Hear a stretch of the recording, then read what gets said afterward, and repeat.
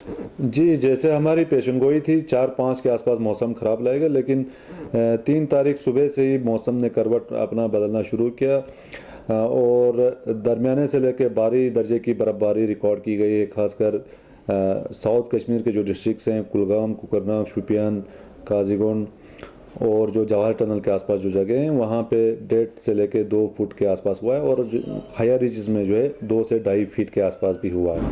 Overall central Kashmir में भी 5-6 inch के आसपास हुआ है। यहाँ श्रीनगर में भी लगभग 1 फुट से ऊपर हुआ है, क्योंकि बर्फ़ यहाँ पिघलता है इसके कारण। और कुपवारा, बांडीपोरा इन एरियाज़ में थोड़ा सा कम हुआ है। तो अभी इसका मेन जो कारण था, 3 सिस्टम्स जो हैं ओवरऑल हैं। एक तो वेस्टर्न डिस्टर्बेंस है, उसका इम्पेक्ट कल शाम से ही आया था वेस्टर्न डिस्टर्बेंस, उसका इम्पेक्ट जो है आज शाम से देखने को मिलेगा। बाकी एक साइक्लोनिक सर्कुलेशन बना हुआ था पंजाब, राजस्थान और गुजरात के ऊपर, उसके कारण जो है मॉइस्चर फीलिंग हुआ है अरबियन सी से।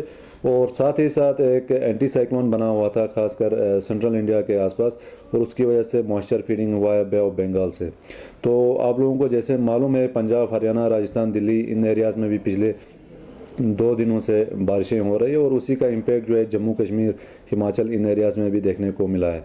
तो उसके कारण जो है हेवी स्नोफॉल खासकर पीर पंजाल रेंज, चिनाब वैली और यहाँ साउथ कश्मीर के डिस्ट्रिक्ट्स में हुआ है। और आज से WD का इफेक्ट होगा और साथ में इन दोनों सिस्टम्स का भी इम्पेक्ट रहेगा। तो हमारी पेशेंगोई के हिसाब से 4 और 5 के बीच जो है दरमियाने दर्जे की बर्फ़बारी होगी बेशतर इलाकों में, और कुछ जगहों पे हैवी स्नोफॉल के चांसेस हैं, खासकर अगले 24 से लेकर 36 घंटे तक। और उसके बाद जो है मौसम बर्फ़बारी में थोड़ा थोड़ा कमी होगी 5 तारीख शाम से। उसके बाद जो है ओवरऑल इम्प्रूवमेंट 6 तारीख दोपहर से होगा, क्योंकि हम लोगों को मालूम है, आप लोगों को भी मालूम है कि वैली है और यहाँ पे क्लाउड्स जो है बिल्कुल हटते नहीं है एकदम से, और उसके कारण जो है थोड़ा सा टाइम लगता है यहाँ पे क्लाउड्स को निकलने के लिए।